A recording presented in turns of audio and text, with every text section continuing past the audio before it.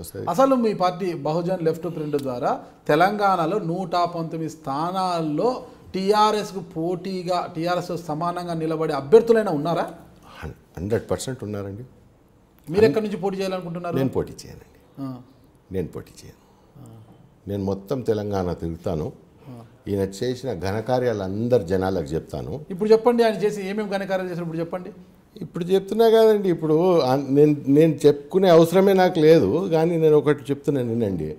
ఆయన చెప్పింది సాదుకున్నది ఎక్కడైనా మ్యాచ్ అవుతుందా జనాలే ఇప్పుడు చూసుకుంటూ పోతుంటున్నారు. ఇప్పుడు ఏమన్నాడు, 3 ఎకరాలు అన్నాడు. ఆ 3 ఎకరాలు బాయ్ ఎవరికి అన్నాడు? 3 ఎకరాలు జనాలకు, లేకపోతే ఆయనకు ఆల్రెడీ ఉన్నాయి. జనాలు అందరికి ఇస్తామని లేదు, దళితులకు మాత్రం. దళిత్కే అంటున్నా, దళితులకు 3 ఎకరాలు అన్నాడు. ఆ 3 ఎకరాలలో ఎంత ఇచ్చిండో ఎంత లేదు అది రికార్డు ఉన్నది. నేను ఆయన పవర్లో వచ్చిన సంధి 300 ఆర్టీఐలు వేసాను. నేను ఎక్కువగా తక్కువ కాదు, 300 ఆర్టీఐలు వేసాను. నా దగ్గర అంతా రికార్డు ఉన్నది. ₹1,00,000 ఫార్మర్కి అన్నాడు వేవర్, అది బాయ్. మళ్ళీ దాని తర్వాత 2 డబుల్ బెడ్రూమ్ హౌజు, అది బాయ్. పీజీ లేదు, కేజీ లేదు. ఈ అంశాలు మీరు ఒకటే కాదు, తెలంగాణ ప్రజలకు మీరు చెప్పాల్సిన అవసరం లేదు. టీడీపీ వాళ్ళు ఎవరే చెప్తున్నారు, కాంగ్రెస్ పార్టీ వాళ్ళు ఎవరు చెప్తున్నారు, వామపక్షాలు అది చెప్తున్నది. కొత్తగా మీరేం చెప్పదలుచుకున్నారు? మీ పార్టీ లక్ష్యాల గురించి తెలంగాణ ప్రజలకు ఏం చెప్పదలుచుకున్నారు? ప్రతి ఒక్కరు ఇదే, దళితులకు 3 ఎకరాలు ఇస్తామని అడిగలేదు, దళితుని ఎస్సీ చేస్తామని సీఎం చేస్తామని ఇవ్వలేదు, డబుల్ బెడ్రూమ్ అన్నాడు ఇవ్వలేదు, అదన్నాడు ఇదన్నాడు, ఏమీ చేయలేదు కేసీఆర్ గారు. ప్రతి ఒక్కరు చెప్తున్నారు. తెలంగాణలో కెమెరాలకు ముందుకు వచ్చే ప్రతి నాయకుడు ఇవే చెప్తున్నారు. అవి కాకుండా కొత్తగా మీ బహుజన్ లెఫ్ట్ ఫ్రంట్ ఏం చెప్పబోతోంది ప్రజలకు? ఏం మెసేజ్ ఇవ్వబోతోంది? అందరూ వీటి మీద పోతే ఎవరికైనా ఓట్లేస్తారు ప్రజలు? ఇప్పుడు ప్రజలు ఆయనకు అవకాశం ఇచ్చారు. ఆ అవకాశంని ఆయన మంచిగా ఉపయోగించుకోలేదు. టోటల్ ఫెయిలియర్ అయిండు.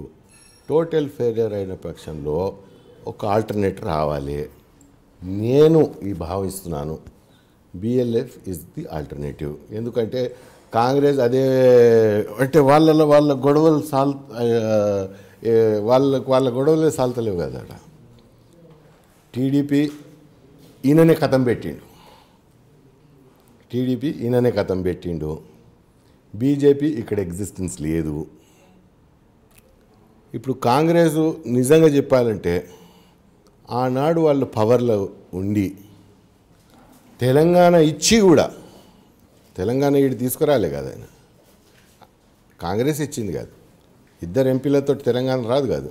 కాంగ్రెస్ ఇస్తేనే ఇవాళ తెలంగాణ వచ్చింది. నేను తెచ్చాను అది తప్పుడు మాటలు పక్కకు పెట్టేయండి.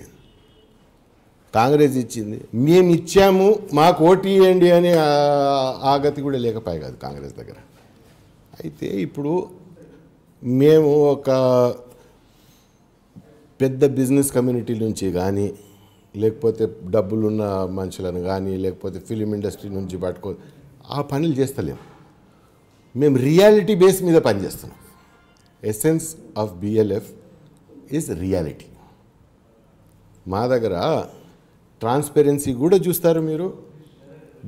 దాంతోపాటు సేవా ఉద్దేశంతో, సేవాభావంతో సేవ చేసుకునేందుకు వచ్చేటోళ్ళు కూడా చూస్తారు. మీ బిఎల్ఎఫ్ అధ్యక్షులు ఎవరు? మీ బిఎల్ఎఫ్ అధ్యక్షులు ఎవరు? దానికి నేషనల్ కన్వీనర్ వచ్చేసి మన తమ్మినేని వీరభద్రం. మళ్ళీ దాని తర్వాత మొత్తం బాడీ ఉన్నది. వైస్ బాడీలో ఒకరు పేర్లు చెప్పండి, 10 మంది పేర్లు. చాలామంది ఉన్నారు. ఇప్పుడు చాలా టైం పడుతుంది. 10 మంది పేర్లకు ఏం టైం పట్టదులేండి, ప్రజలు తెలుసుకుంటారు. ఇటే ఇప్పుడు సార్ మీ దాంట్లో కోదండరామ్ గారి పాత్ర ఏంటి? సూర్యప్రకాష్ ప్రెసిడెంట్గా ఉన్నాడు. కోదండరామ్ కూడా మాతో వచ్చే అవకాశం ఉన్నది.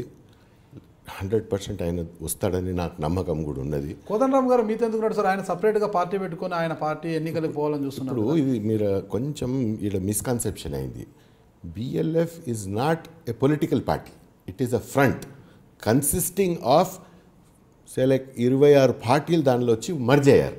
లైక్ మైండెడ్ పార్టీస్ వచ్చి 26 పార్టీలు వచ్చి చలో మనం సోషల్ జస్టిస్ పేరు మీద ఈ 26 పార్టీలతో కలిసేకి ఇష్టం లేదన్నట్టుంది కోదండరామ్ గారికి. కోదండరామ్ గారు సపరేట్ పార్టీ పెట్టుకుని ఆయన దారి ఆయన చూసుకోవాలనుకుంటున్నారు కదా.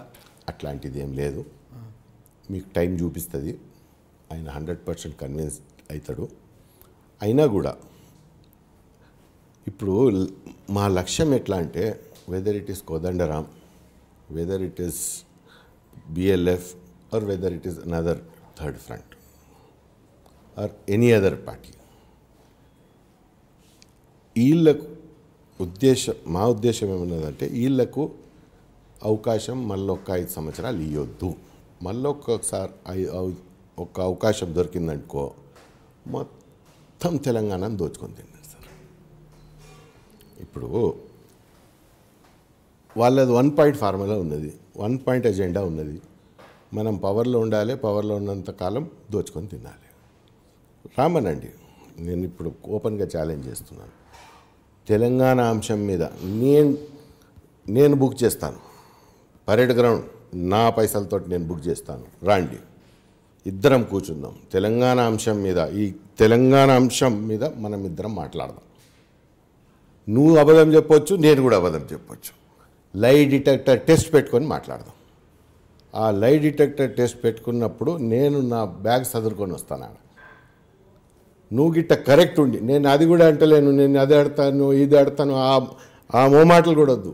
నేను 10 క్వశ్చన్స్ నీకు ఆడతాను, 10 ప్రశ్నలు అడిగే 10 ప్రశ్నలు ఏమున్నాయో నీకు రాసిస్తాను ఫస్ట్.